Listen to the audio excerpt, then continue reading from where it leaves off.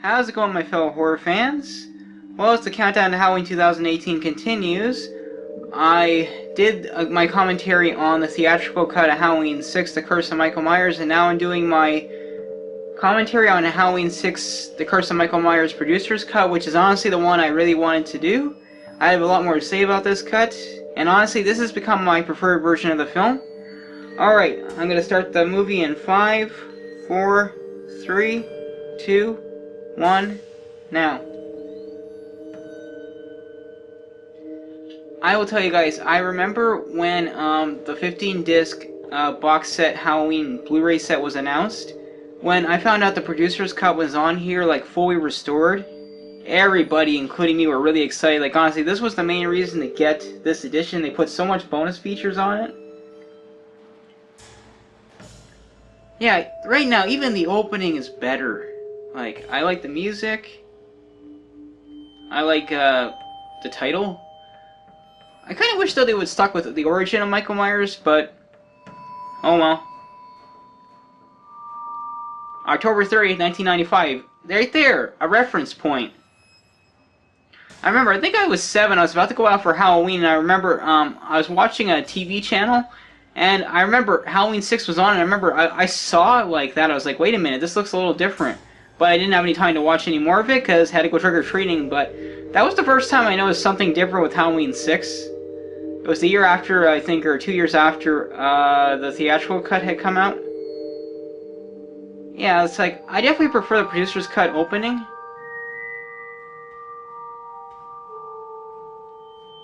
And I will say they've done a great job restoring it. Because I do have bootlegs of this like everybody else, and you know, the quality was okay at best.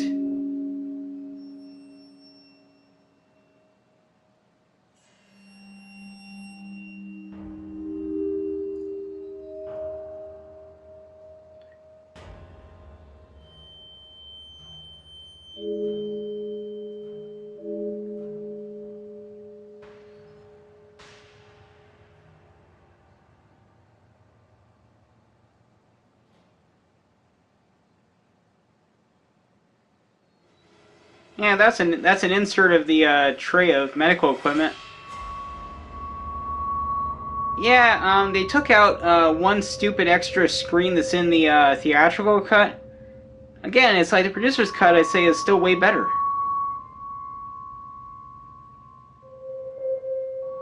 Or maybe I'm wrong. I think there's one extra screen in the theatrical cut that doesn't quite match up or something.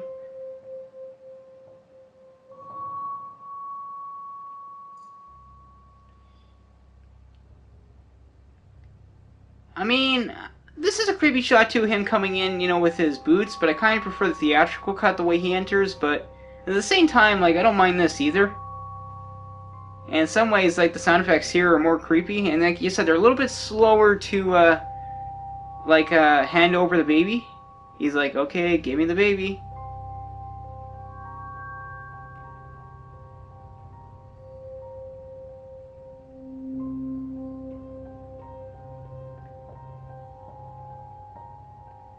Yeah, I feel so bad for Jamie.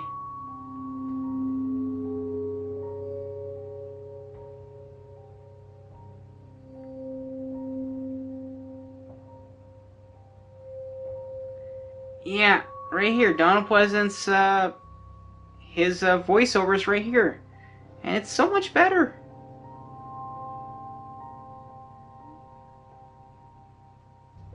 It's like, why did they cut this out of the theatrical cut?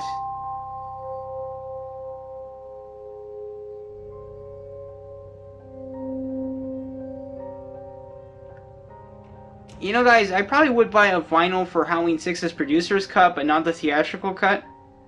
Because I will say, the producer's cut of Halloween 6, the music's better than Halloween 5 for sure. Like I said, I don't hate the music in the theatrical cut, but I definitely prefer the producer's cut. Yeah, Daniel Ference, like I said, he really cared about the series, but they butchered his script. Like I said, I've seen bits and pieces of the original draft, and the ending was pretty intense. I mean, some of the stuff he was proposing were a bit crazy, but yep, this is just way better.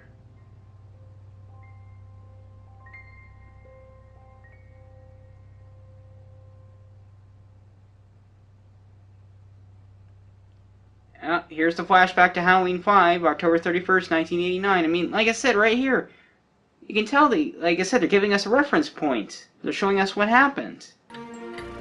Like, apparently the Weinsteins, like Bob Weinstein was saying, nobody remembers Halloween 5. We don't need to show this. It's like, he didn't know anything. Oh yeah, and a piece of trivia. This part was not filmed during Halloween 5. When you look at the mask, that's the Halloween 6 mask. Not the Halloween 5 mask. Yep, explosion. And of course, poor Jamie was abducted. It's still weird, though. It's like, why would they leave Jamie unbound? I mean, I guess they figured she was too weak to escape.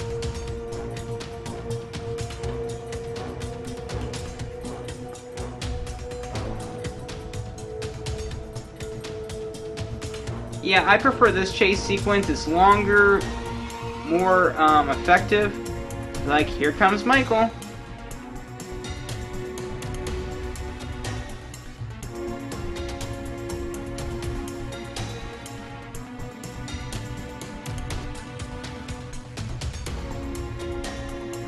Yeah, I prefer the music here too, and all around it's like, you know, this is a much better chase sequence.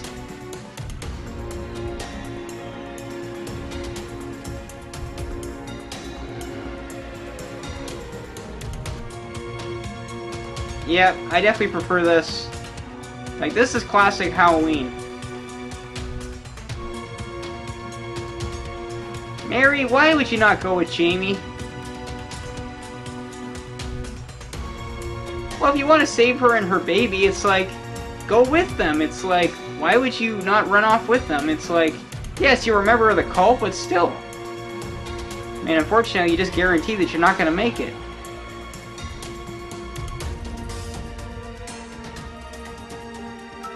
Yeah, I mean, I would like to explore the tunnels where they filmed that. I think it's at a water facility or something.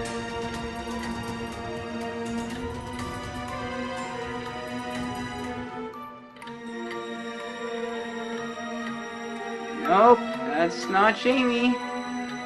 If only you had seen Michael. Though I do agree, this was a great introduction to seeing Michael again.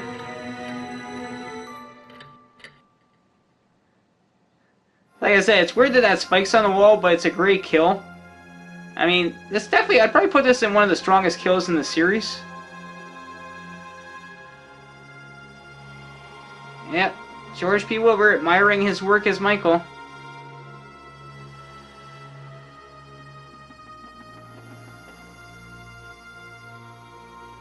Yep, and Jamie's trying to get to the surface.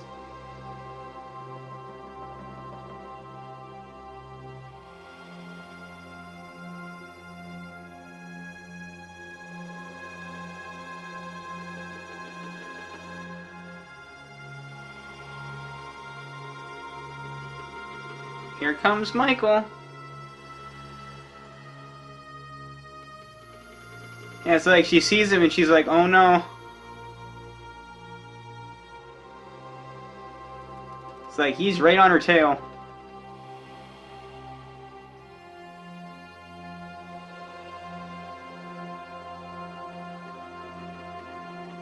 Yeah, that must have been where she injured her lip.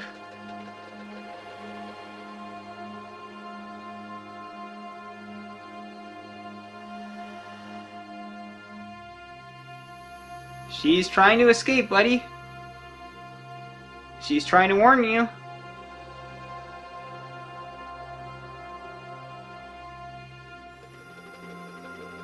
You know, I do like that neck kill too. I mean, I don't know which one I prefer. In some ways I like that one better. In some ways I like the theatrical, more gory version better. It's definitely a debate. Yeah, Jamie's so terrified right there.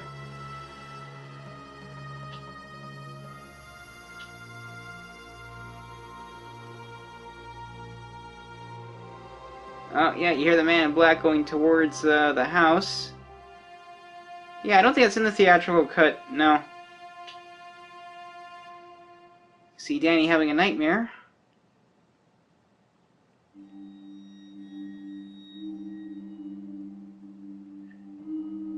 In some ways that's more creepy that it goes on a little longer.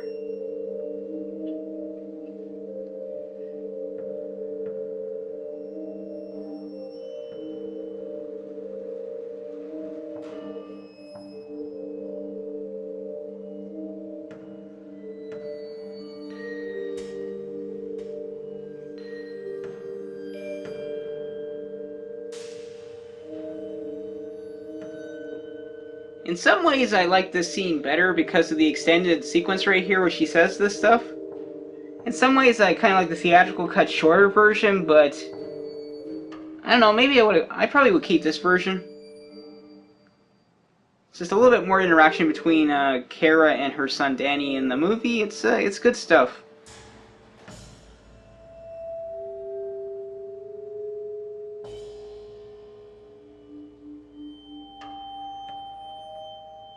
She's like, "What's this?"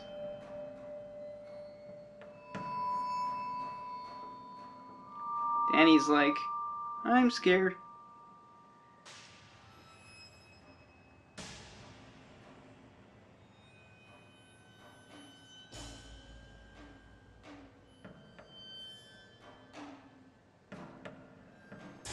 Yeah, there's some differences here with the Barry Simms show.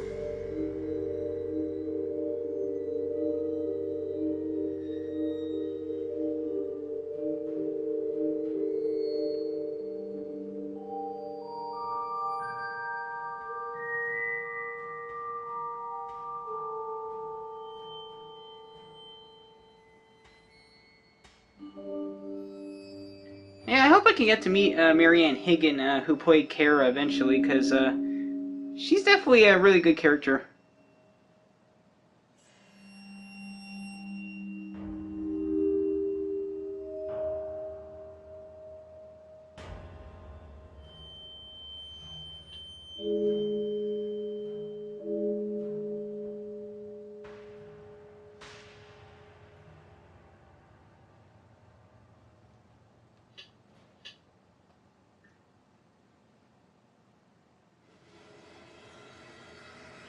In some ways, this cut makes Barry Simms less annoying.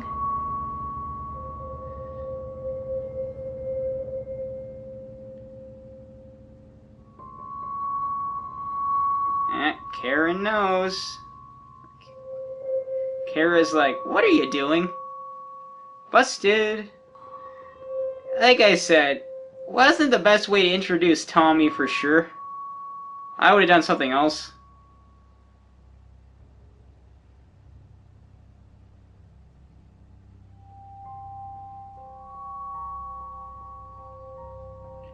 That's right, we didn't find out in the theatrical cut what his name was until later in the film.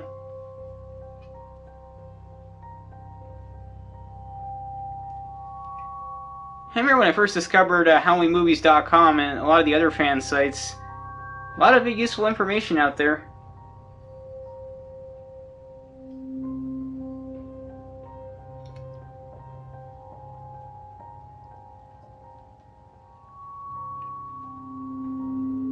That's definitely a good performance right there. Like, you know, you can tell he's determined to get Michael.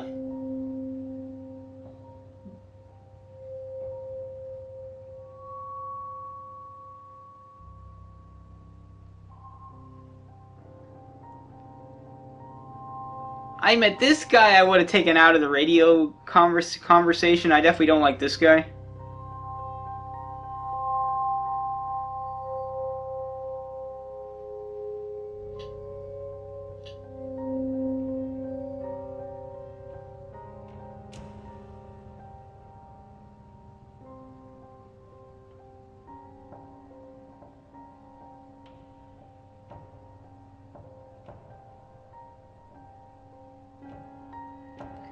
Yeah, I like the fact that they're slow here to reveal Dr. Loomis. Like, it's definitely a better shot.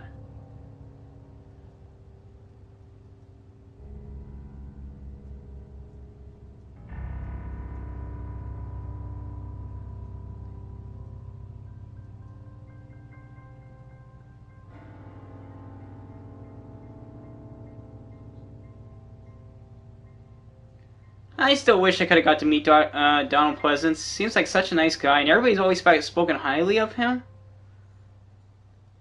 Yeah, like I said, I can't believe they cut this out of the theatrical cut. Good stuff right here. I mean, okay, this part's in the theatrical cut, but...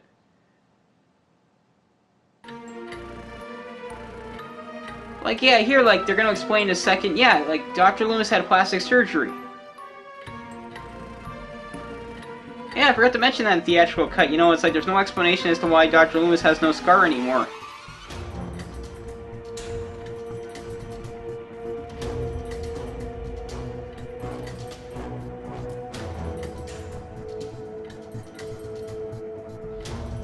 like, these are good scenes. Like, taking this out of the film really hurts it. It's like, what were they thinking?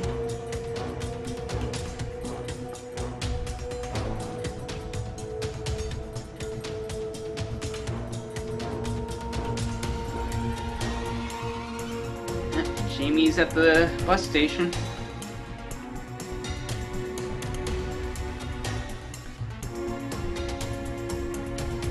Jamie, if only you hadn't stopped there. I mean, I know you're tired, but Michael's definitely hot on your trail. I mean, my guess is he was only about 5 to 10 minutes behind her at max. I mean, I know she was looking for help, but...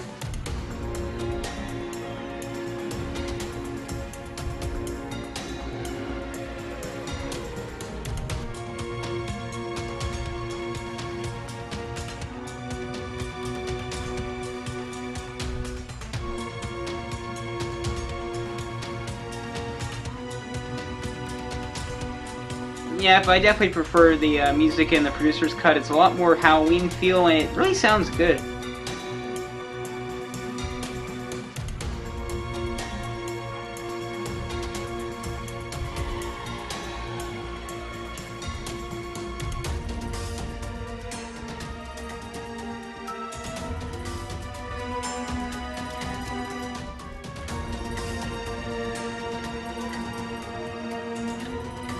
So I would say, why does Jamie even bother calling them? But you know what? She's desperate, so she's like, okay, I'll give this a shot.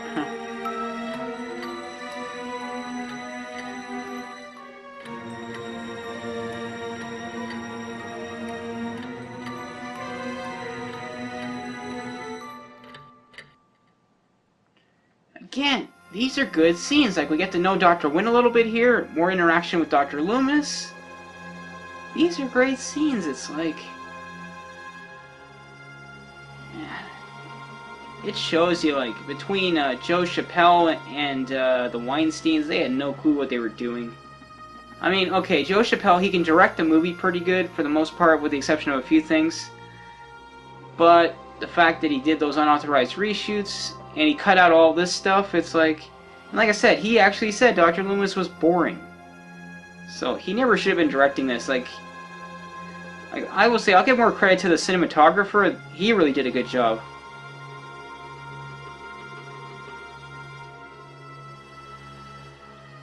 Cutting all these scenes out with Dr. Loomis, it was such a mistake.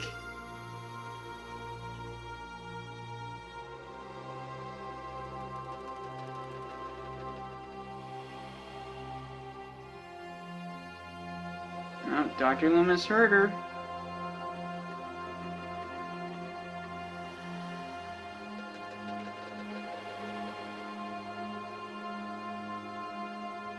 Dr. Loomis knows.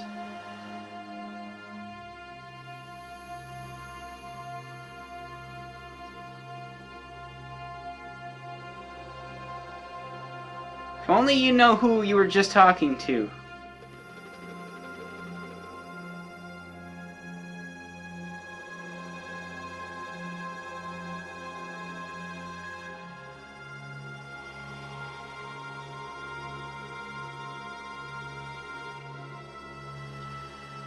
Dr. Loomis's pistol.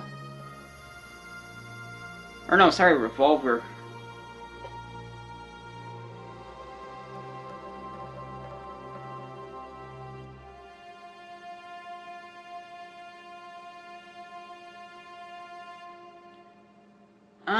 I thought this scene was extended here over the theatrical cut. It might be? I think it slightly is more, but the music cue here is different, and I like it better. I think it might be slightly more extended. I'm not sure. I'd have to double check.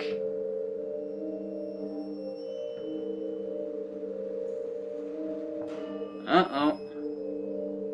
It's like, you gotta feel for her. It's like, that's the only time she gets with him, and then somebody shows up.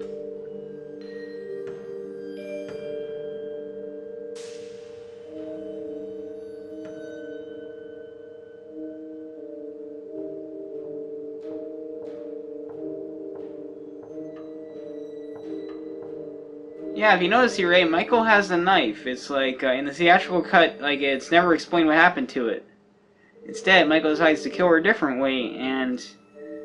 yeah.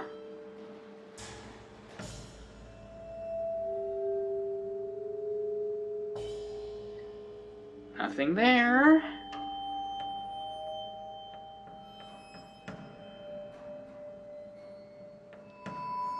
Empty again.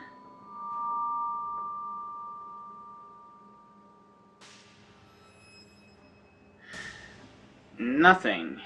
Except, unfortunately, Jamie forgot to shut the window.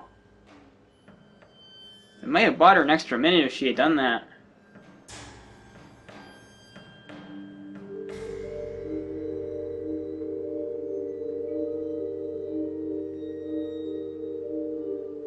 Here comes the van. Yeah, there's definitely two people in that van. I guess they decided like they were gonna drive for Michael or something.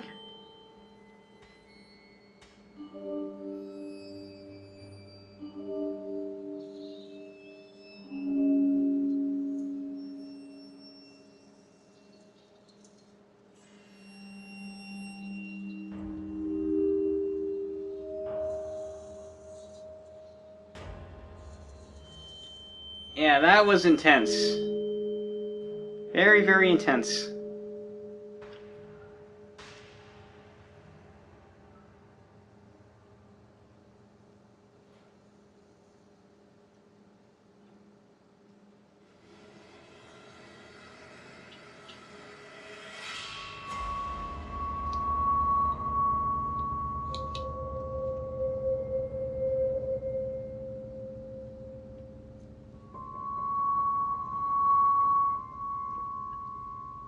Jamie's heading towards the barn.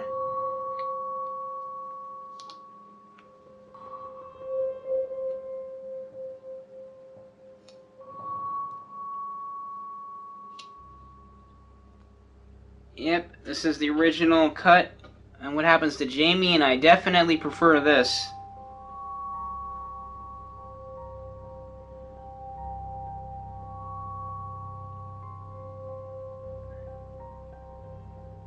It's like, I find this more creepy. It's like, he's coming to her and she just doesn't know it. At the same time, she really wasn't in a condition to run.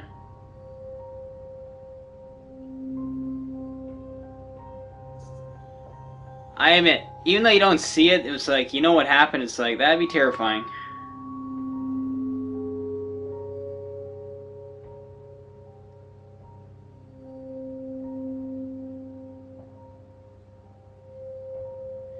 You know, it is interesting how he would leave her for dead, but then, he goes and checks and finds out the baby's gone. It's like, I'm surprised he didn't go back to the bus station and double check. Granted, maybe by that point people were there, so I don't know.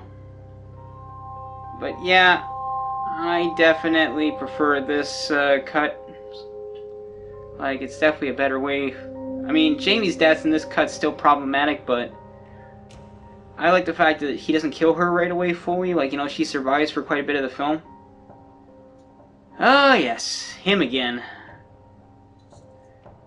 He might honestly be one of my least... I think he might be my least favorite character in the series. I could give a damn about him in any way. Though I will say, though, the actor does a good job playing such an ass. I mean, I would still go up to the actor and say hi. It's just like, yeah, you played a pretty good ass.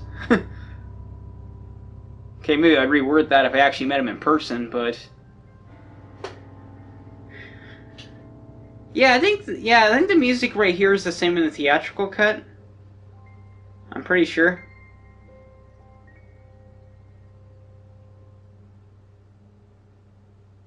Haddonfield. Halloween.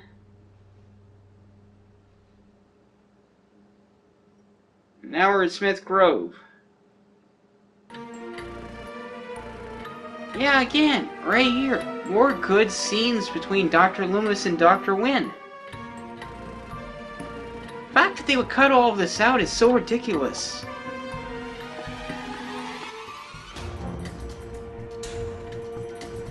Like, this is great stuff with Dr. Loomis. I wish this cut had gone to theaters.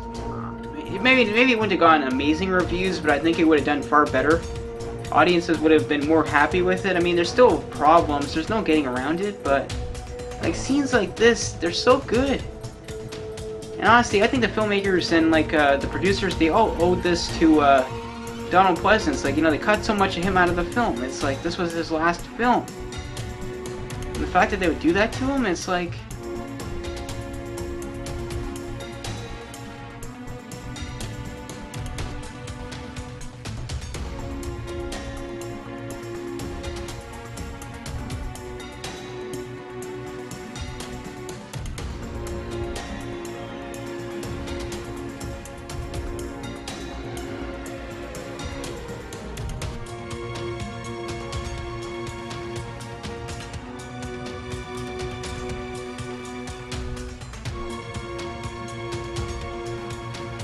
Yeah, that's one mistake they made, though, because she's not dead in this version, so. Maybe they got bad advice.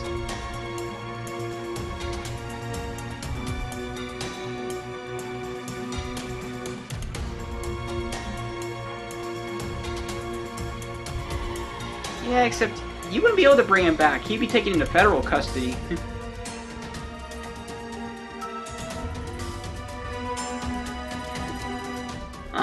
I don't know what I feel about this scene. It's like, I don't necessarily mind it. You know, it's a funny scene between these two, I guess. It's nothing bad. I don't know if I would cut it out. Maybe I'd keep it in.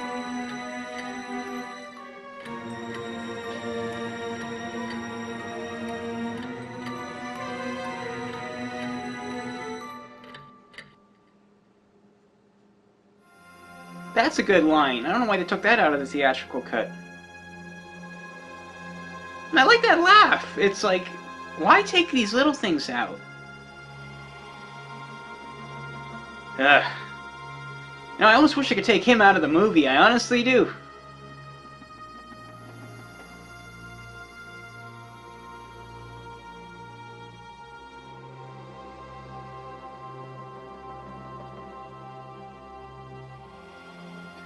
It's not Kara, it's Kara.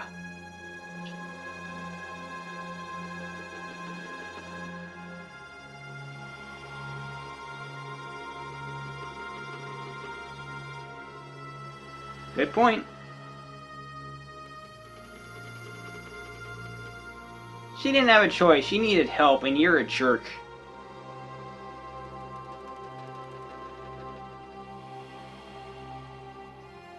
Honestly, I think he is my least favorite character. I don't know who else I would hate worse than him in the series.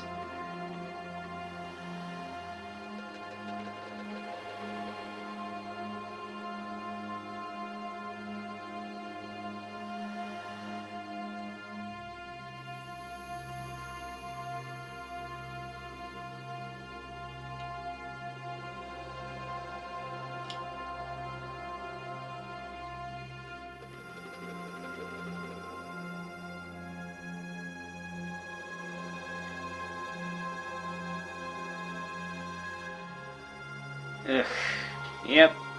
Believe me, that character, I have no problem Michael killing him. I'm just like, get it over with. Well said, Kara.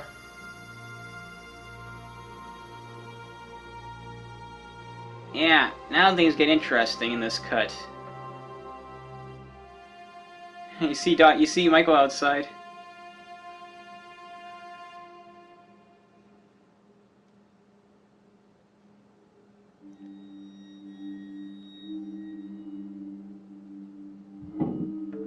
Yep, there's Danny. It's like... Now, I guess this could go either way. Like, maybe you don't necessarily need that scene. Like, you know, like in the theatrical cut, it looks like more like Danny's protecting his mother. But at the same time, in this cut, you know, it's like you're not sure. Is he under the... I guess he's kind of under the trance. But at the same time, it does kind of make sense why he's kind of confused.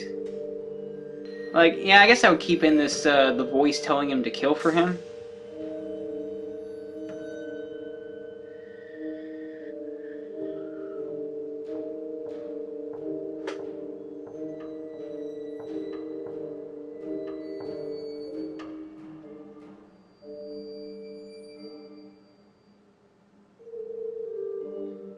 Yeah, I don't know why they cut out that extra line she said a second ago.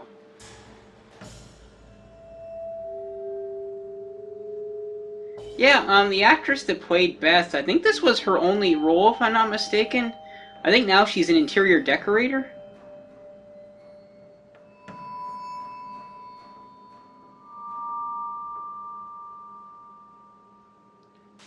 an extra good scene, you know, she's trying to ensure Danny, like, you know, everything's okay, I'm okay.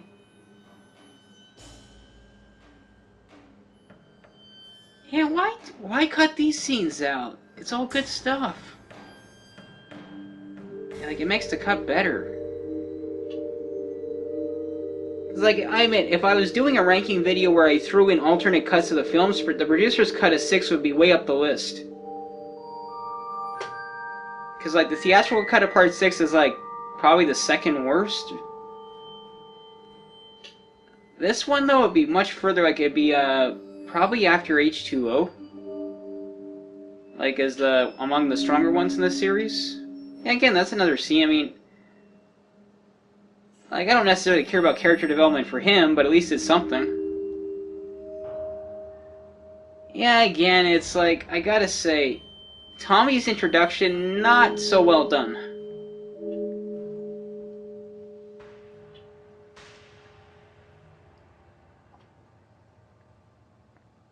Yeah, it's like, that's creepy.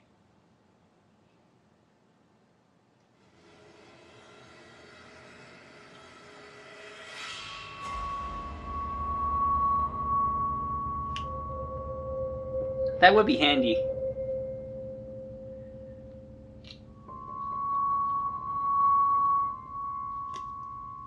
I wonder, imagine if somebody could find the actual equipment they were using right there in the film, how much it'd probably be worth just because it was from from a Halloween film.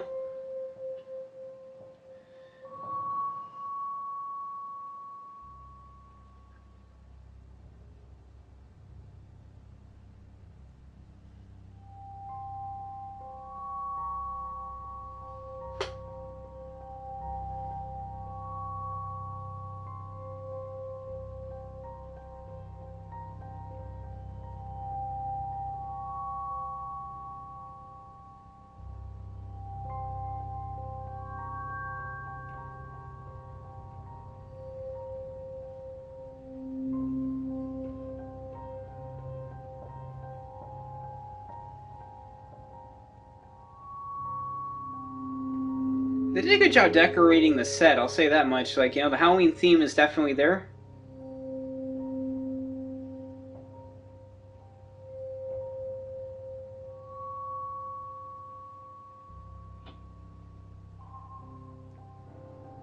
Yeah, Tommy definitely comes off as creepy at first, that's for sure. Yeah, I'm not sure what they used for pumpkins in this film, or unless they're real pumpkins, like... I know in 4 they used big squash. I'm not sure what they used in 6. Unless they found real pumpkins. Oh, there's the blood. I mean, I guess it's possible nobody would notice that blood because it's not like huge amounts, but still, it's a trail. I mean, you think somebody would notice?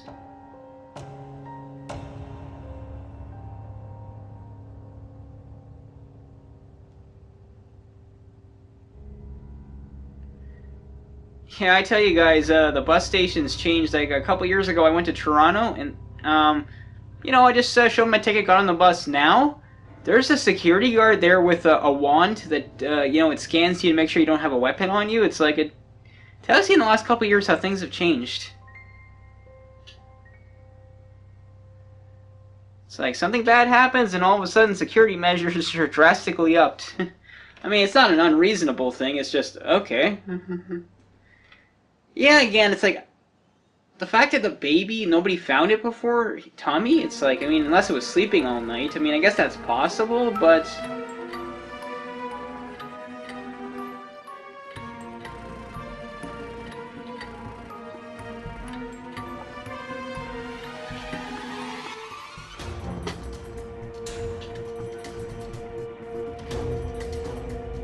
Again, though, it's like, I don't know how Tommy could manage to get the baby out of there unless the baby stopped crying.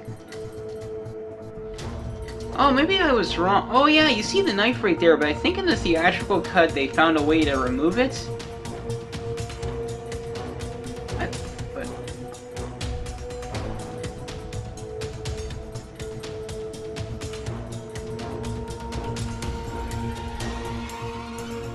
Yeah, she has an extra head wound. I didn't see that before.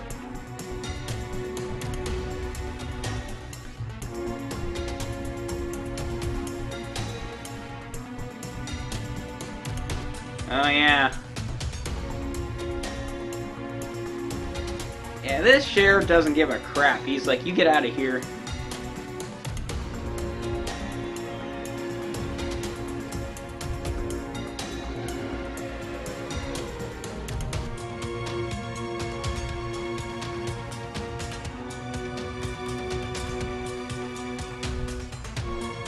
All well done points, Dr. Loomis.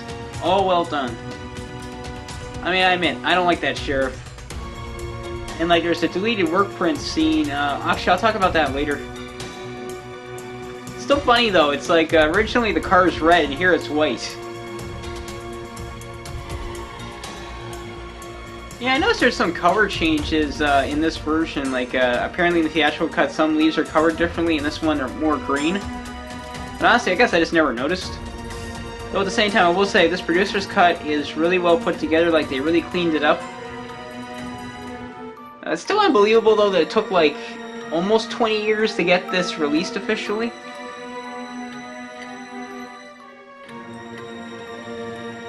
Oh yeah, for any of you guys that don't know, there was the second release of the producer's cut through Miramax. It came out a year after the 15-disc box set. I actually have that one, too. Actually, ironically, it came out like a week after the 20th anniversary of Halloween 6. I was kind of surprised they didn't release it on the anniversary.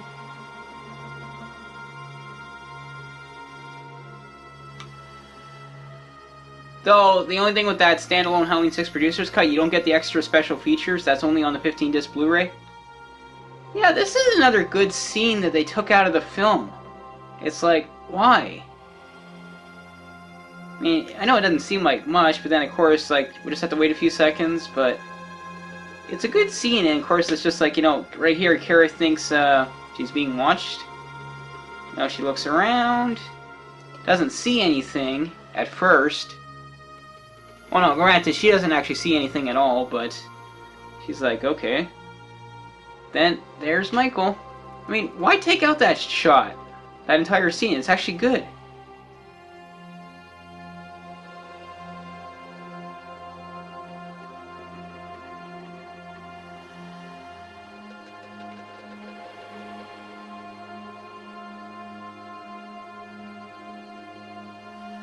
I will say, Tommy, you could have cooled it there a little bit.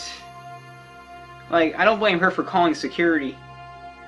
Yeah, like right here, another extended scene. Now we know why Dr. Loomis is actually in the frickin' hospital. It's like it made no sense before. It's like, now we know it's because she's actually alive.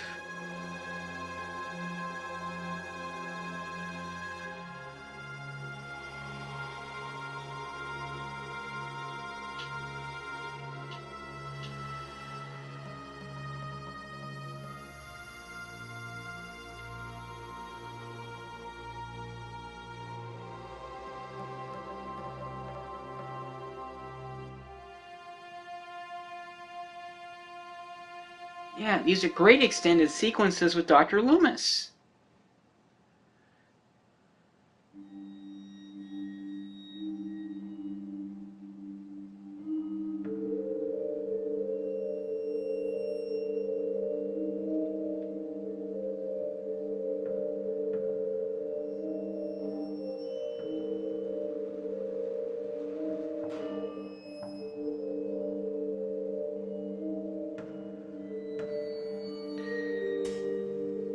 Dr. Loomis is like, oh my god. Okay, Tommy, time to run.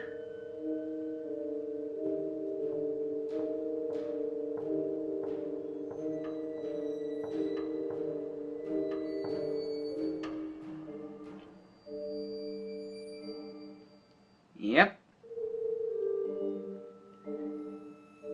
Yeah, I do like this shot. Like, this is a creepy shot with Michael. I mean, like I said, there is some good stuff, for sure.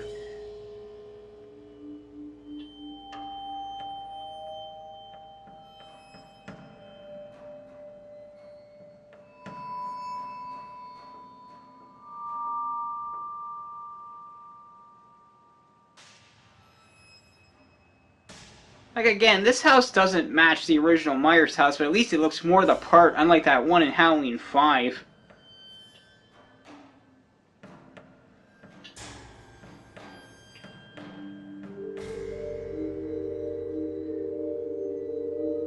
Yeah, I like the Halloween music right here. I do not believe this is in the theatrical cut.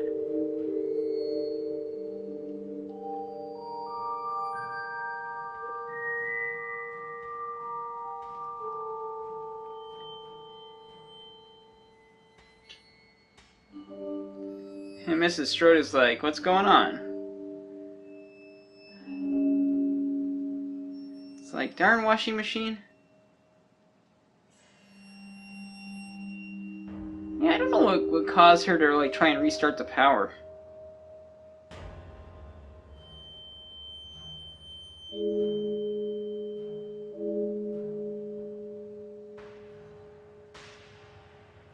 Flooding, not good.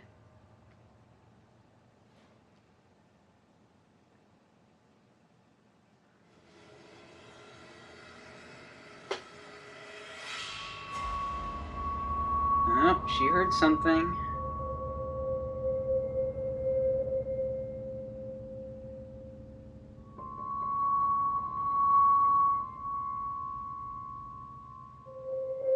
He's like, did I hear that? Did I imagine it?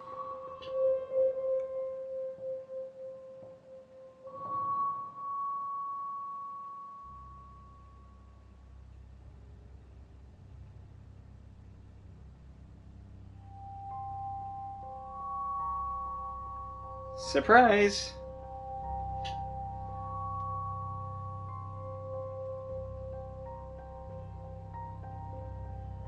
Yes, you did, Dr. Loomis.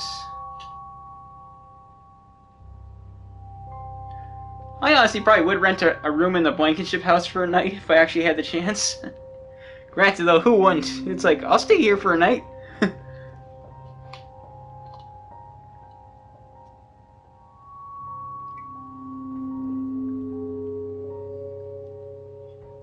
Yeah, like, you guys imagine if they turned the actual Myers house into a hotel?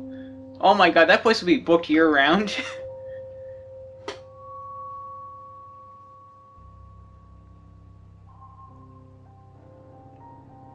Ah, there's Miss Blankenship. Unfortunately, she heard the baby.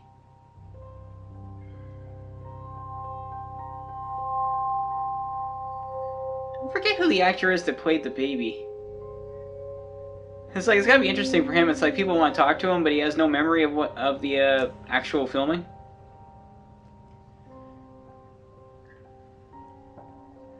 Again, more great stuff with Dr. Loomis. Yeah, there is some extended sequences in the work print version where his performance is a little bit erratic. Like, he goes a little bit more wacky. I kind of like it, though. Like, I kind of wish it was still in the film.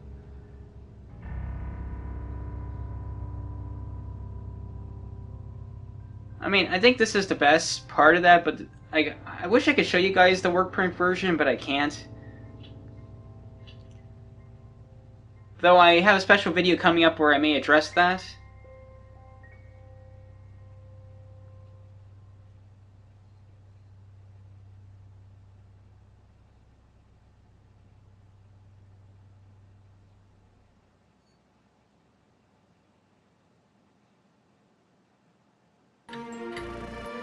That is one big knife. You know, it's like I said, though, I said this in the theatrical cut, too. How could she not know about everything that happened? It's like, a neighbor should have told her, it's like, you know where you're living, right?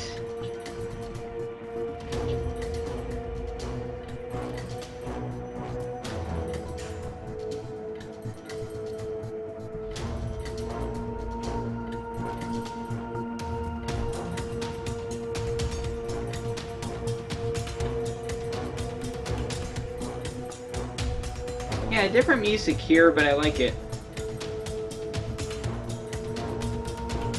The only negative I can say about this is when she says someone tried to kill her. You think that would trigger Michael to go to the hospital? But at the same time, maybe Michael realizes he can't get to her.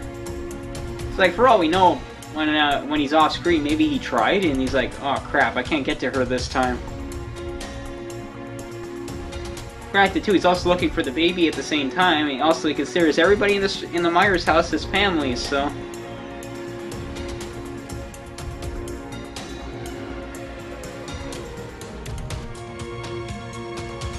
busted.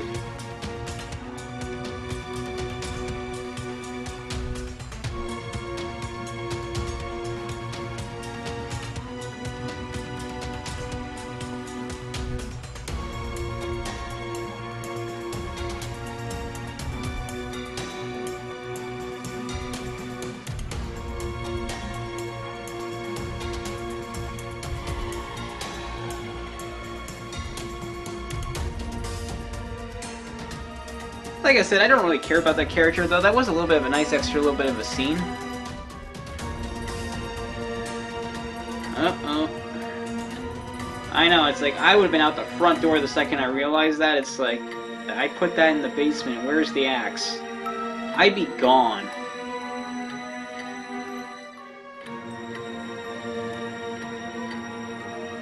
I'd just be like, see ya.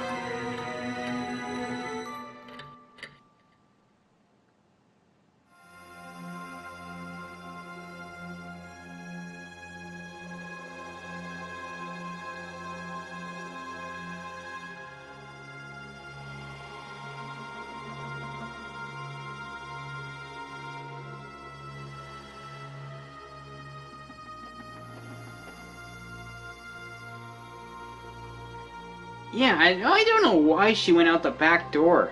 It's like, the front door was closer, she would have made it.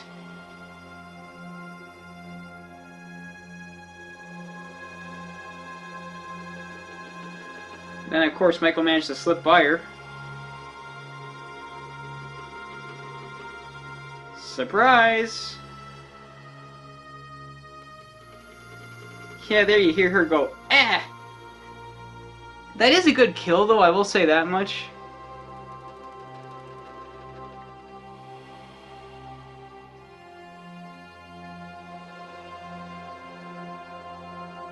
Yep, I couldn't care less about Barry Sims either.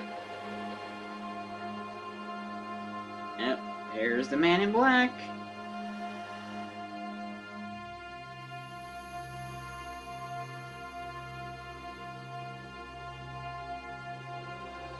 Yeah, that pumpkin had to be cut up ahead of time because it would never break like that. I mean, it can break, but not into that many pieces, not from that much of a drop.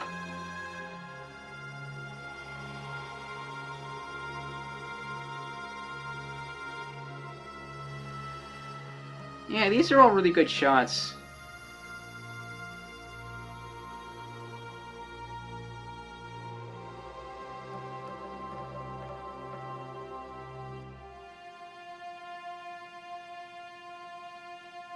Yeah, it's like everybody's like, not going near the Myers house.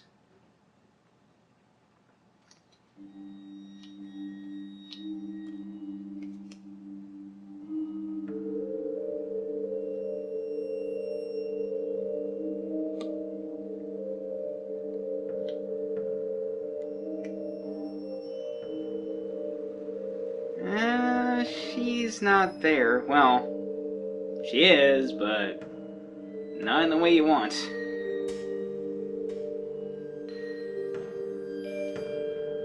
Yeah, it's like literally, Michael kills her, gets rid of the bloody sheets, and then stuffs her in the attic.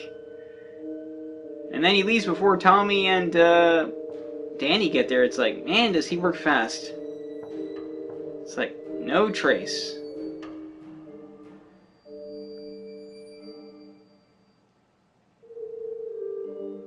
And like I said, there's nothing happening here but just the atmosphere of the scene. You know, you're just wondering, like, could something happen to Kara this early in the film?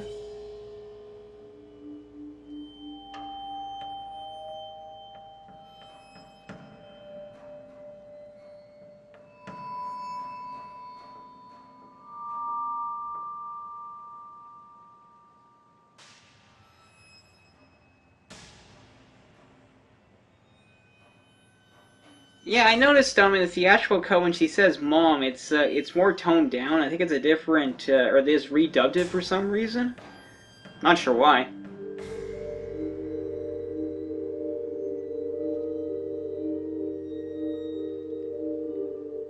Yeah, if I ever found myself in Salt Lake City, Utah, I would definitely go to the filming locations. the ones I can find at least. I mean, I could definitely find some of them. Some would probably be hard to track down because some of them don't exist anymore.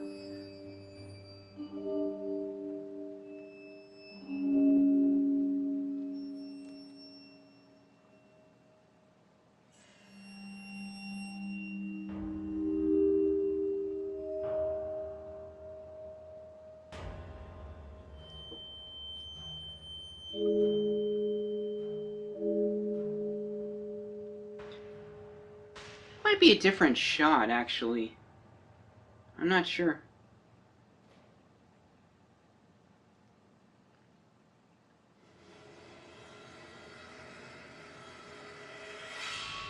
Yeah, I like the silence right here, you know, it's like nothing's going on, but you know, you're just wondering. Is Michael gonna pop out of a room? Is he not?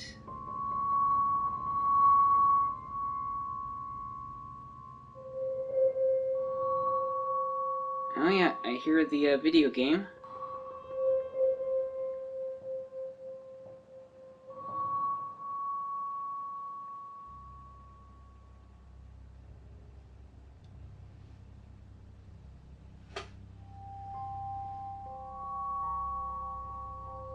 I could just imagine, like, Kara, she's just like, exactly, like, what are you doing here? It's like, what are you doing here with my son?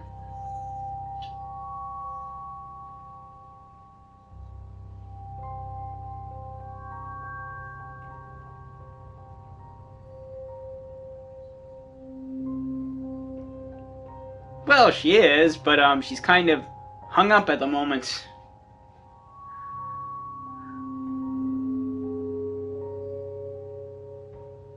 Yeah, that's a different line. I think I kind of prefer the line in the theatrical cut for that, but like I said, minor things.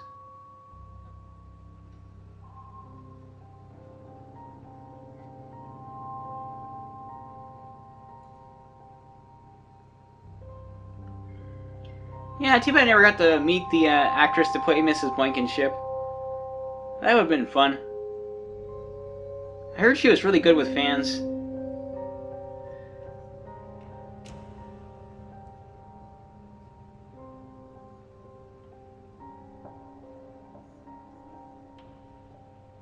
Him. I wonder if I could recite every line in the movie. I think I can for the first film, and probably the second one, but this one I'm not sure. Yeah, I played with Power Rangers as a kid. But who didn't? Yep, there's Michael.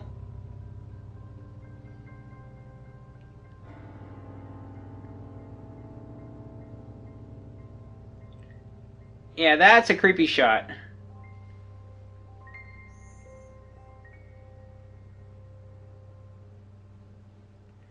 It's like, phew, he's gone. But unfortunately, it's not for long.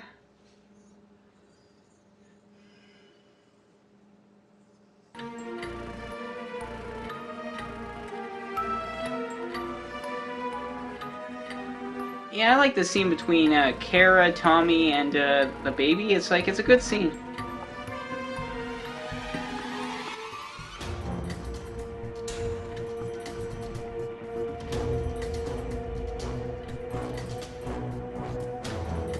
Okay, Jamie in the hospital.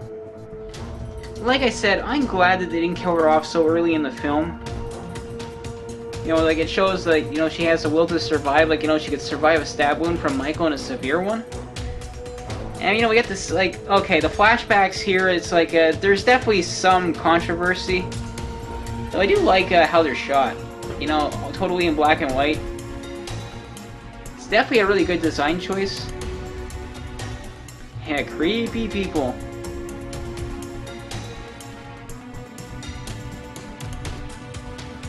Yeah, she's definitely heavily sedated, like, she's on something. Time for a ceremony.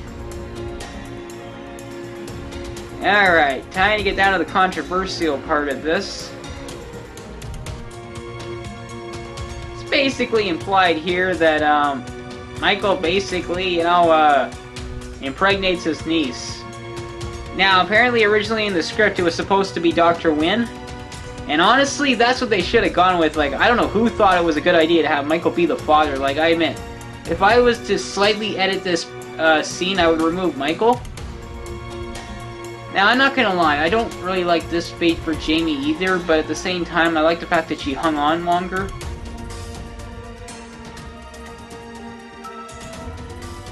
But, yeah, I admit, this is not a good ending either. It's like...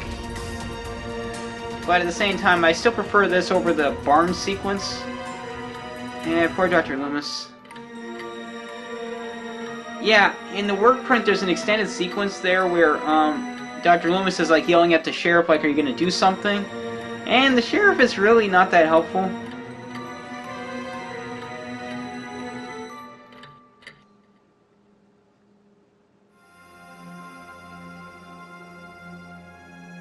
I do like the fact that they explain the thorn here just a little bit better.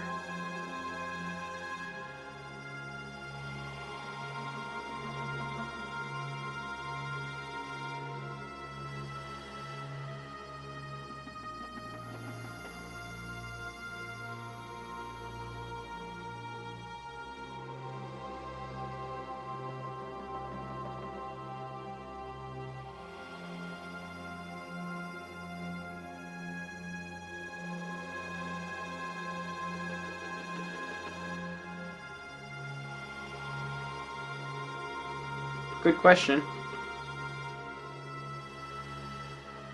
I could believe that.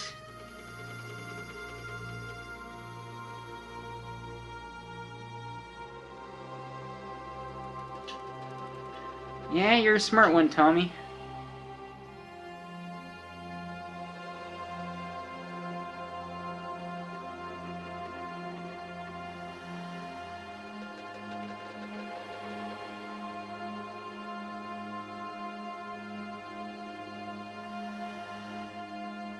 Yeah, I like this extended sequence where, you know, he makes his point.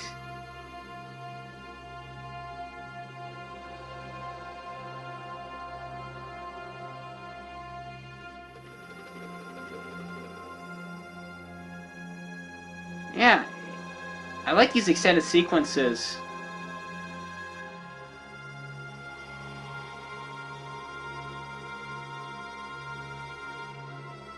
Danny?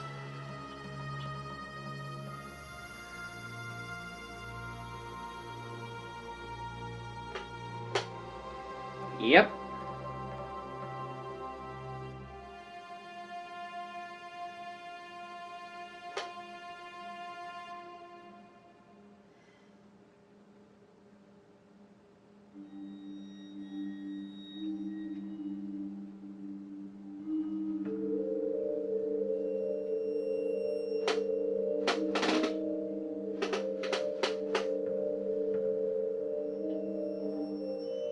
Good advice.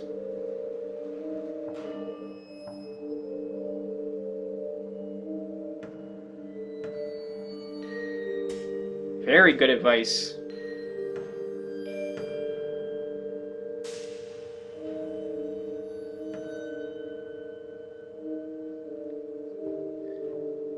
Yeah, I gotta say, it's like, I don't see how the Man in Black could get into her room wearing all that.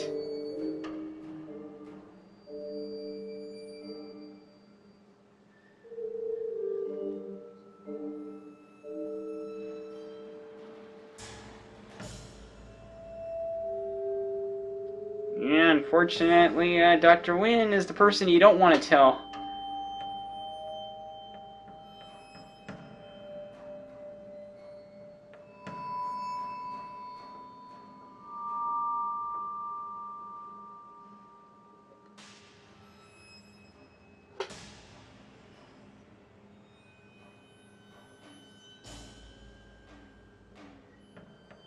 I do like the performance of the actress playing Mrs. Blankenship gives. You know, it's creepy, but at the same time, it's really well executed. Like, honestly, if she was ever telling, like, if she was still alive and she was, like, doing, like, you know, like a horror book read or something, I would be there.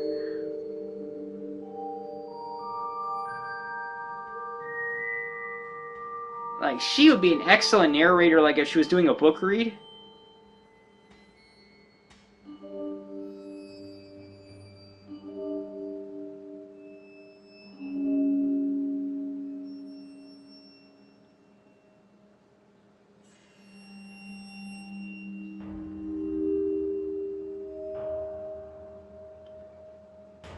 Fortunately, you're going to meet the boogeyman yourself, Danny.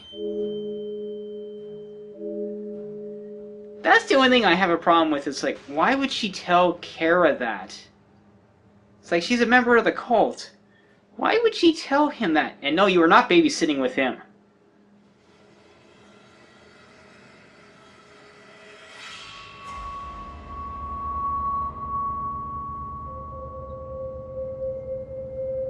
Why would you tell her that? There's Michael in the window, creepy, and you are not babysitting with him.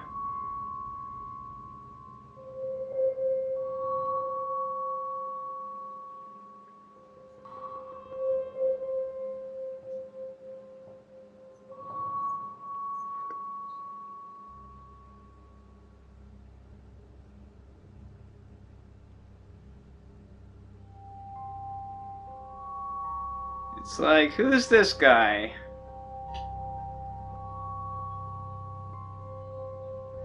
I admit, I don't like Barry Sims, but that is a funny introduction of him showing up.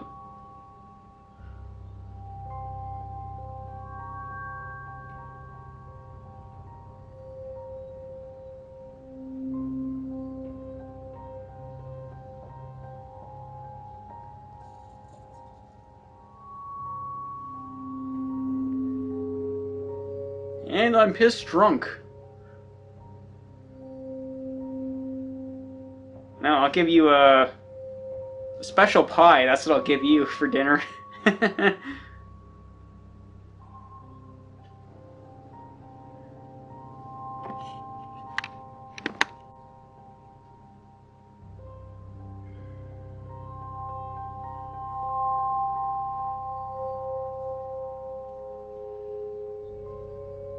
No, but she was planning to. But unfortunately, somebody got to her first.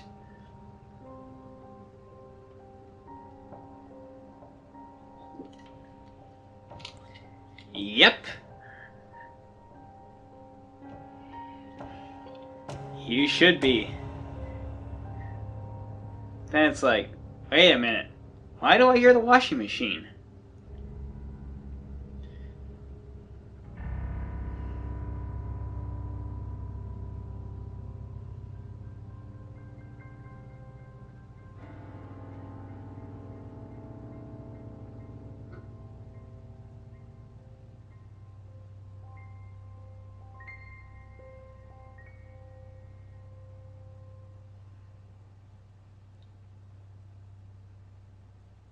I admit, that would be creepy. It's like,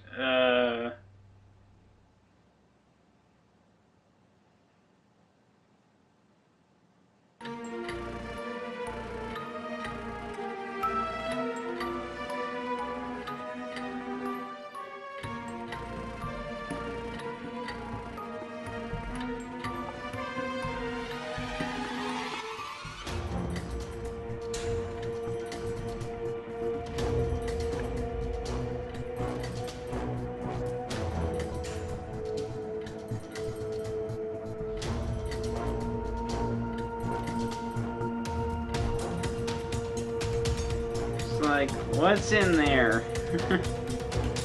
Like, wait for it.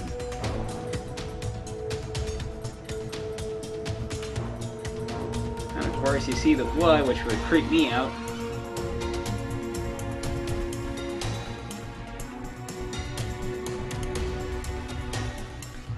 Okay, I will say this. I do like this original kill, but because I hate this character so much, I prefer the theatrical cut just because, like, he really does suffer, and I will admit, that dummy right there looks stupid. Like, I admit, I definitely prefer, like, the theatrical kill, just because I hate that character. That's, like, one of the only improvements I would say the theatrical cut does have.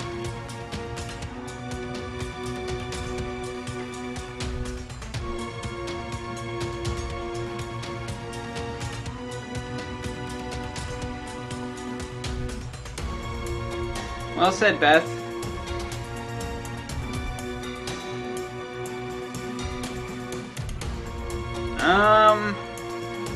Unfortunately, he's not in. Oh yeah, there is a boogeyman.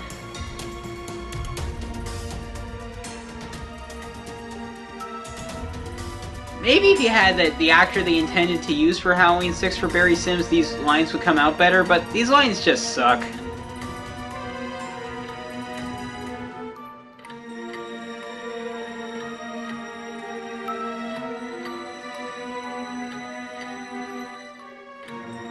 That will be a surprise, alright?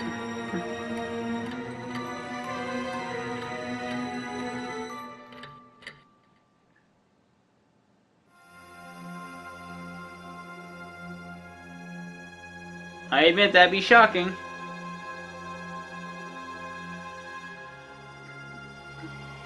It's like, can you imagine that? It's like you find out, I live in Michael Myers' house? Me, I'd be excited, but at the same time I'd be like, we're changing the locks, reinforcing the doors.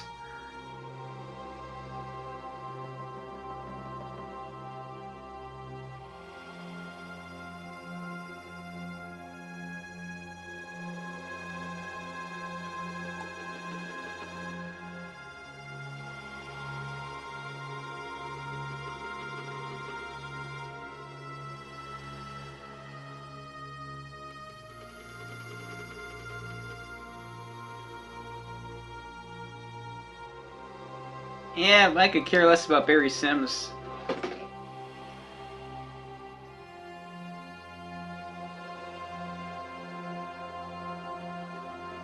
Yeah, I don't know why they cut out that extra scene here with Smith Grove Warren County Sanitarium van. It's like, why?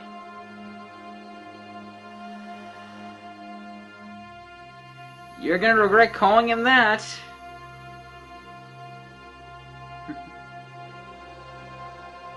No, you won't.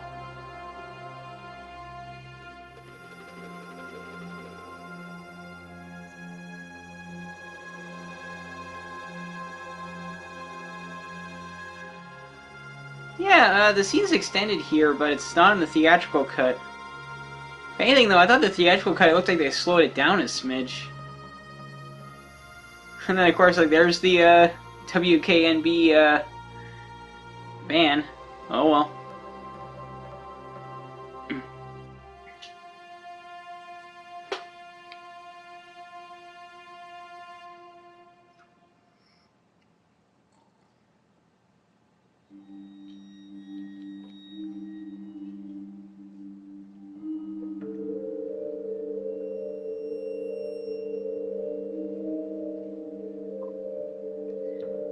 Beth, you're gonna wish you still were at the fair.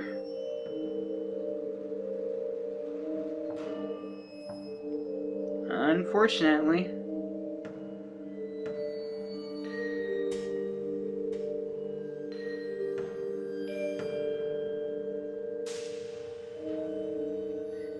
Yeah, I always suspected Michael was supposed to appear in this scene. I don't know why they cut it out of the theatrical cut.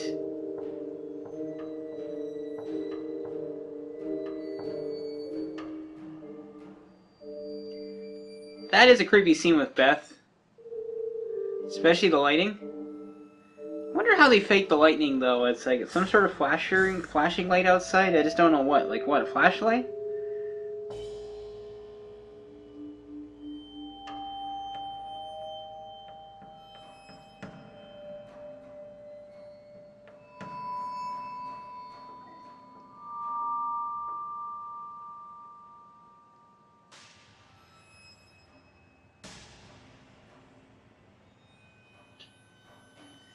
Yep, here's the original line.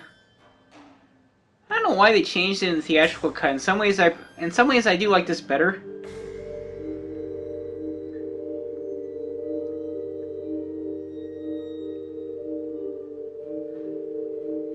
I mean, I admit that would get my attention too. And then, like, you know, you see that her costume is full of red. It's like that's obviously blood.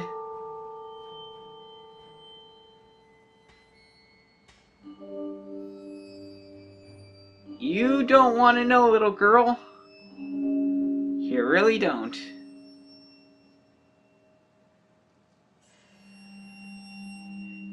Yeah, I know, it's like, I just don't know how Michael could pull that off without being caught.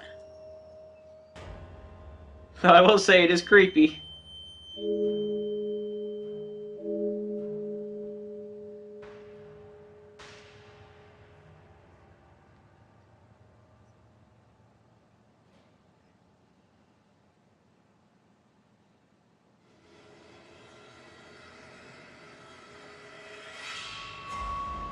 I admit, if I found like another family member in bed, in my bed, doing it with their girlfriend or something, I'd be like, "Oh, come on, really?"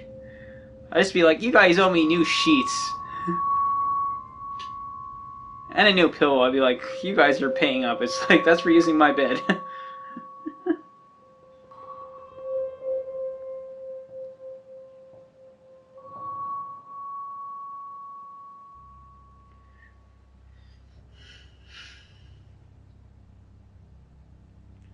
Good advice, Beth, but unfortunately, he's not gonna take it.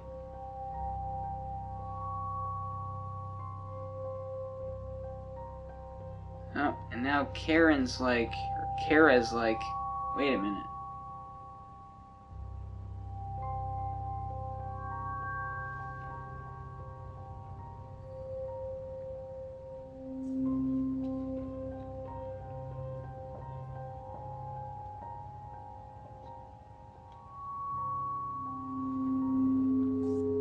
You know, you'd think he could tell that that's not Beth.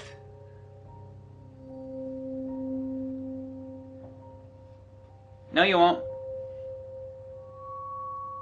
Same time though, even in the darkest, like you think he could have seen Michael that was actually in the room because there is candles. So, I mean, I guess it's a little fogged up, but gotcha.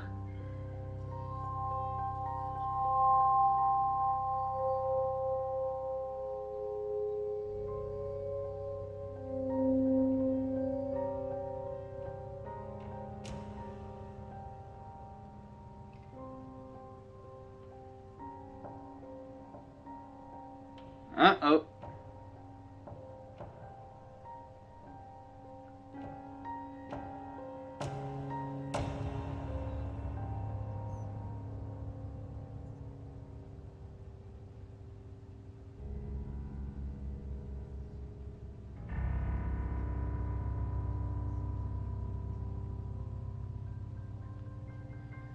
It's too late.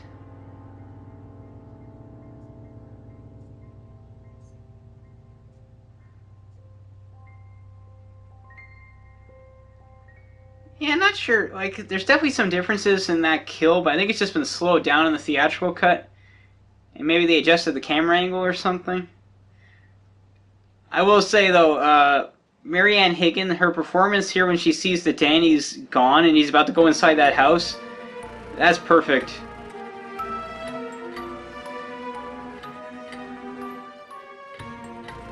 I mean, that would be so terrifying, you know, it's like knowing that he just went upstairs where Michael is. It's like...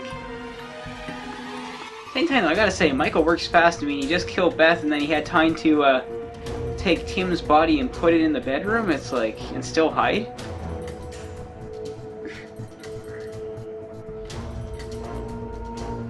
Yeah, this is an intense scene.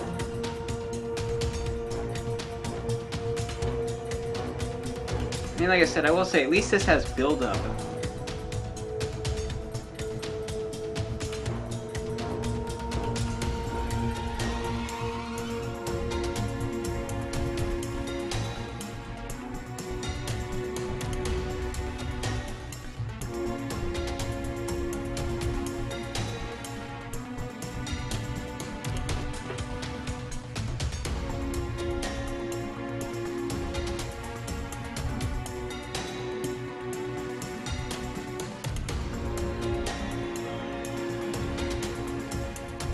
Man, if I was her, I could just imagine how fast my heart would be beating. It'd be nuts.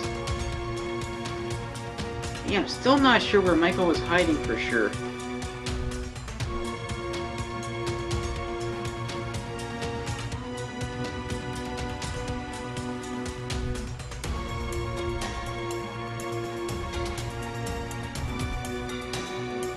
So yeah, it's just like Michael just like wrapped him like a gift. Waiting for the reveal.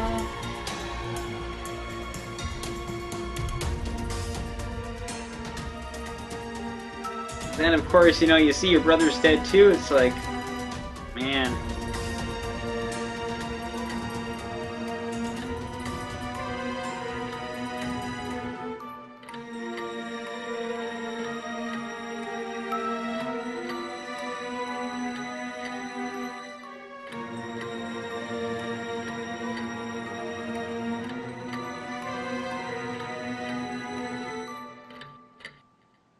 And then, of course, Michael's right there. It's like, run.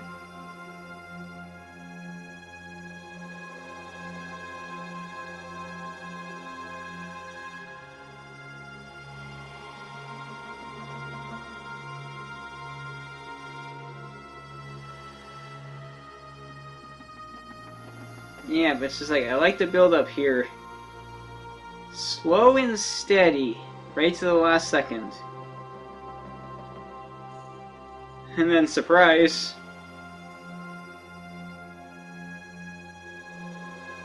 That's a terrifying shot.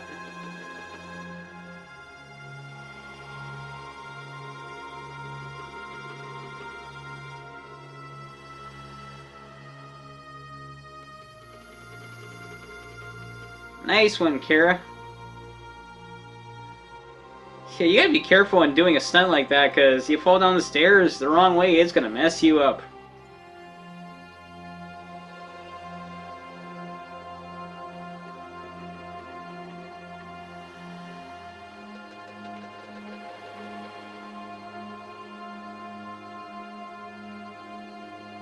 Yeah, this is a good scene. Really intense.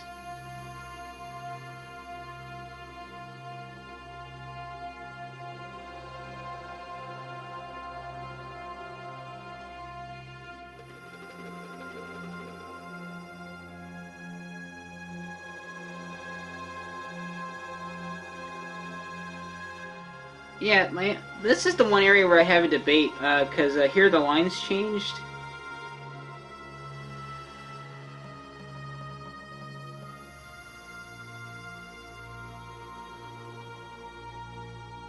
I mean, some say this is more terrifying because, you know, you're imagining Danny going over Michael, but I kind of prefer the theatrical line where she tells him to stay put and she'll come and get him. That seems more like Kara to me than in this producer's cut. That's the only, like, thing I'd probably change. I mean, she still gets him in the end, but... ouch.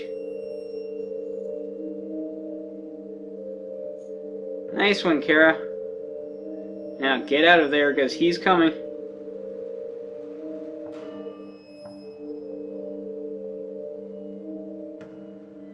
Yeah, Michael's in hot pursuit.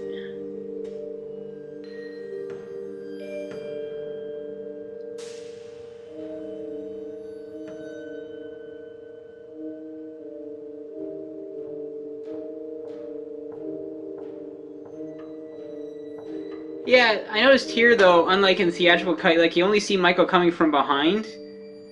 I kind of prefer the way they did it in the theatrical cut, where you see him coming from the front. It's more scarier. I mean, I would have accepted a combination of both.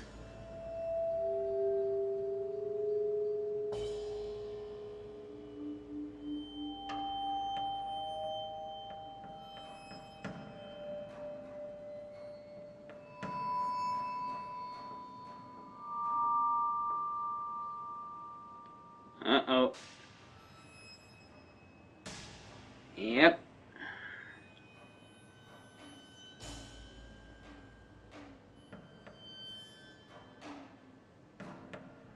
Creepy.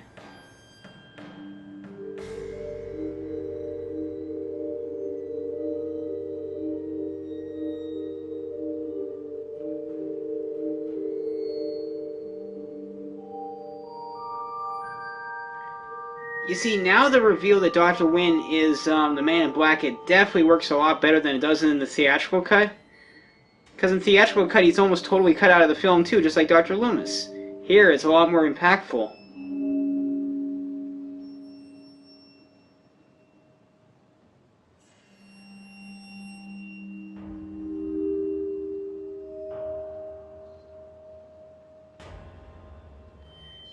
Yeah, you know, it's still a debate, like, jumping out the window, was it really the right call? Maybe, you know, it's like she just panicked. I will say, though, it was an intense scene.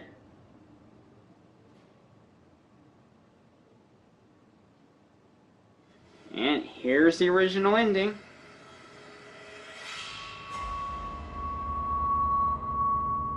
Yeah, it's so nice to see this restored as good as they did. I mean, they did a good job.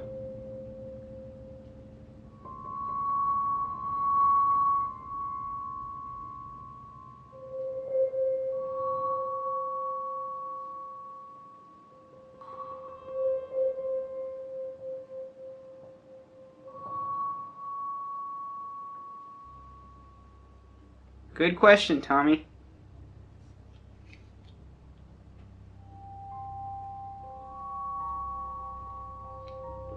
Yeah, I noticed though they used the same building that was supposed to be the Richmond Sanitarium in Halloween 4. I guess they didn't realize.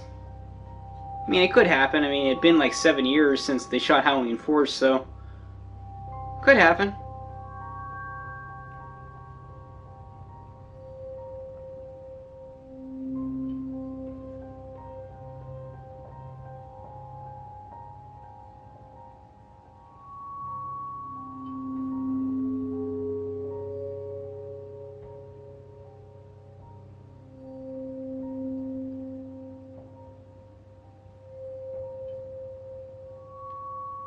Again, like, more like character development here. Explanation, it's good.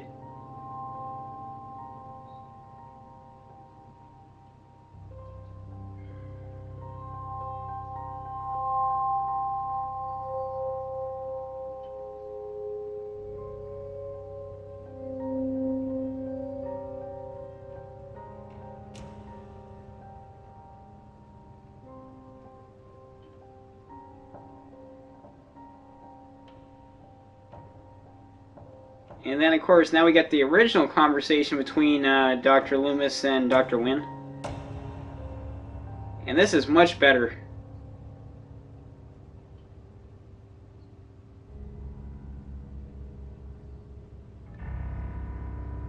I mean, the only negative I will say about this is, as he explains, he wants them to join them, and like he wants him to become their new leader. But Donald Pleasant's like, or Dr. Loomis was really old.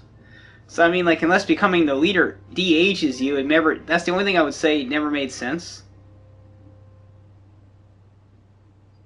I mean, I could understand maybe wanting him to join them, but becoming their leader, just that wasn't quite the right angle. And of course, now Tommy sees that guy, and it's just like, where'd he come from? It's like Tommy's like, okay, I gotta follow this guy.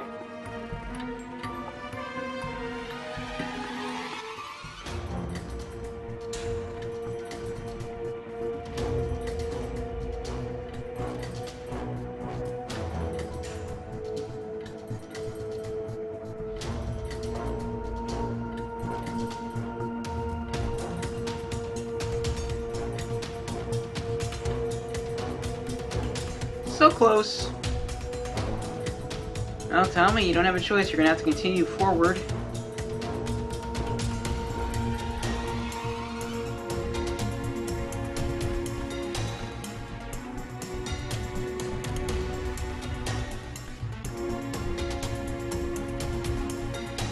Like I said, I know a lot of people don't necessarily like this explanation of Michael, but at least we get a much better detail here and a lot more character development. Like, I definitely say this is the better ending by far.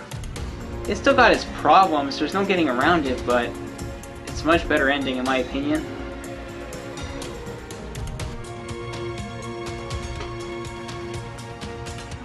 Yeah, you were a wacko, buddy.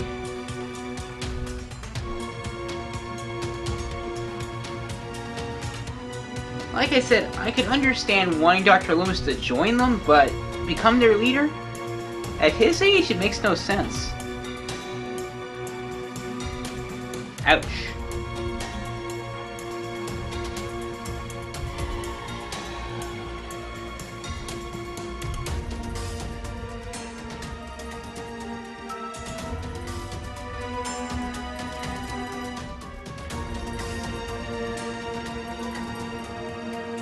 And now Tommy is following, hang on a second. Yep. He's following the guy in the rope.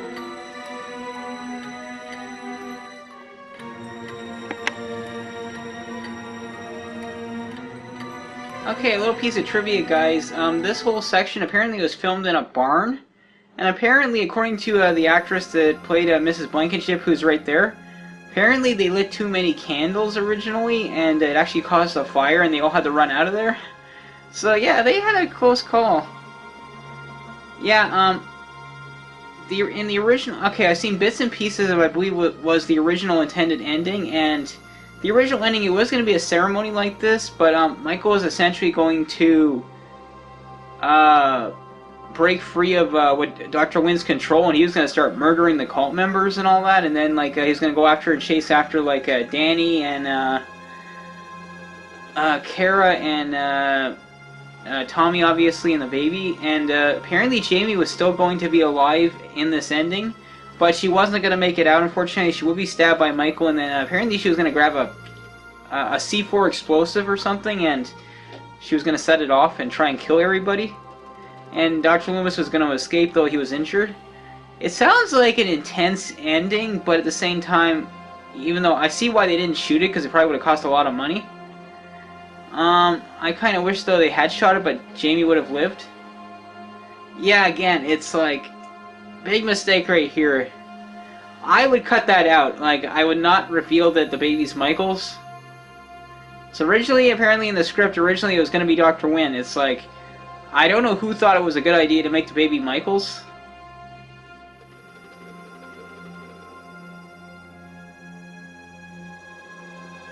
Yep, you better hurry.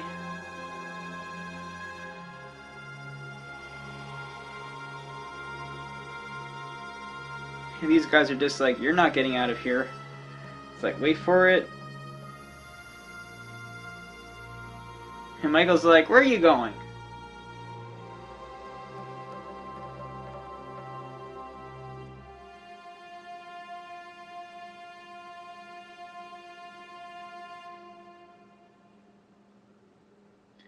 Michael's coming. Yeah, I like the sound effects and the lighting here in the hallway. It's pretty creepy.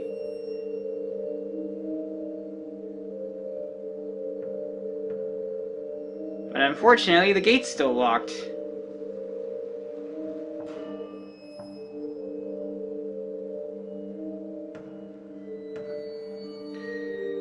Yeah, because the place is on lockdown, unfortunately. There's Michael. Yeah, everybody complains about the rune stone ending here, where Michael, you know, he makes that circle of runes and then he's able to stop Michael with it. I don't have a problem with it. I think the big thing is that they would have done some sort of like special effects where, you know, like Michael gets encircled by like a blue light or something. I think it would have made it look better. But that's the thing, they really did no special effects. Because I can believe, like, an ancient ceremony might be able to stop Michael, but they needed a way of selling it, and like I said, just having the rocks on the ground and Tommy's blood and him saying Sam Hain in a second. Like, if it like showed some sort of like special effect where like the stones like glowed or something, they went like blue, and then like they encircled Michael and like, you know, hit him with like a blue light, I could have bought that stop Michael. But, you know, like I said, it's just, it comes down to presentation. Like, you know, this doesn't really sell it that well.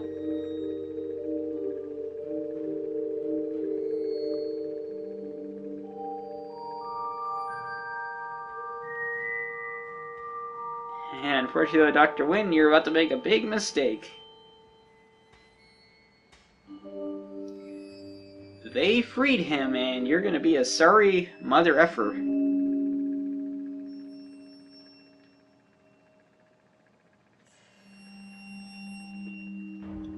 Michael's like, you. Like, can you imagine that after, okay, he had control of him since, like, 63? Okay, it's like, yeah, that's 32 years later, it's like, he's like, you made me do all these horrible things, it's like, oh yeah, it's like, he'd be mad.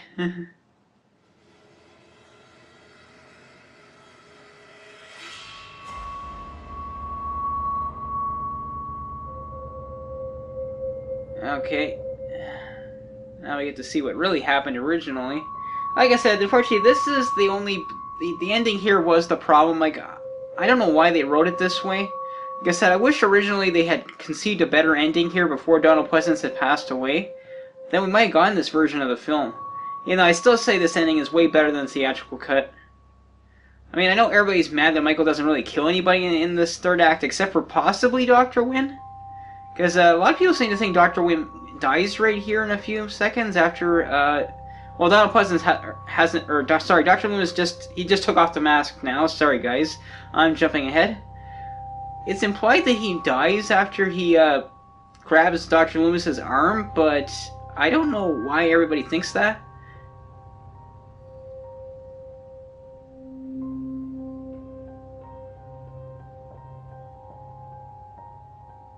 But I just wish they'd come up with a better ending than this. Because I would not have written this part of the ending for sure. I mean, I could have left it with a cliffhanger where Michael's walking away.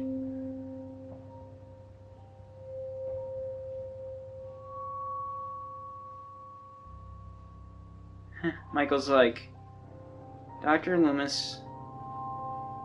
I mean, if I'd written the ending, I probably would have had Michael break free of Dr. Wynn and maybe he starts killing people and then maybe, like, Tommy's able to stop him in the end. I mean, like I said, I get why they couldn't really follow up this film because the theatrical cut was a mess. And even this ending, I don't know where you could do with the next film, even if Dr. Loomis was still alive. I mean, it's definitely not the best ending in the world. Though most of this third act is way better. In memory of Donald Pleasance. Yeah, this is definitely the better cut of the film. Like I said, guys, I definitely prefer the producer's cut. It's just so much better. The music score is better, the pacing is way better, the suspense. The acting is better in a lot of ways. Like, there's so many more scenes of Dr. Loomis than, like, Dr. Wynn. Jamie survives a lot longer. I mean, all around, this cut of the film is the better cut. I'm not saying there's not problems. Like I said, the ending in the third act is still problematic. It's not what I would have done. Like, I wish they could have gone with the original intended ending, though I still wish Jamie could have made it through this movie. Honestly, I think she deserved to. All around, though, I like Marianne Higgin as Kara. She's a good character. Danny. Tommy, Paul Rudd does a good job once they get it right. Later in the film, you know, you start to care about him more. He's not as creepy. I really like the fact, though, in this version, you see so much more Dr. Loomis because it makes the film so much better. Like I said, there's still major aspects that are problems, like Michael being the daddy. Yeah, it's like I would have cut that out. It's like, whoever thought that was a good idea was an idiot. Jamie's death, I still don't like it, but I prefer it over the theatrical cut. It's like, at least she lasts longer in the film. Like I said, there's problems, but it's still the better cut. It's better paced. The music score is way better. I mean, all around, I definitely feel like this feels more like a classic Halloween film, even with the Thorn stuff. But though it's a much better explanation, at least they actually explain it. Like, you know, the third act doesn't cut to some random different ending that doesn't make any sense. You know, it's like, it sucks in the end that the Weinsteins were able to get their way and get a gorier version of the film with a stupid ending that doesn't make any sense. Like, I wish Mustafa Akkad had actually gone through with his lawsuit and, was able to stop them. Like I said, this is the first time the Weinsteins screwed up a Halloween film. I mean, like I said, the film was not ever going to be super amazing, but still, this producer's cut's far better. Like I said, if I was doing a ranking video with alternate cuts taken into account, the producer's cut would be much higher on the list. Like I said, the theatrical cut is like the second worst film in the series for me. The producer's cut, though, it's definitely much higher up on the list. Though all around, I still like the producer's cut, like I said. It's definitely my preferred version of the film, and I tend to watch it a lot more often, and I almost never watch the theatrical cut anymore. Let me know down in the comments, guys, which cut of the film do you prefer? And how often do you watch Halloween 6? And where does it rank for you? Alright, this is the end of my commentary for Halloween 6, The Curse of Michael Myers. Producer's cut. I will be back tomorrow to do Halloween H20 20 years later. I will talk to you guys later. See ya.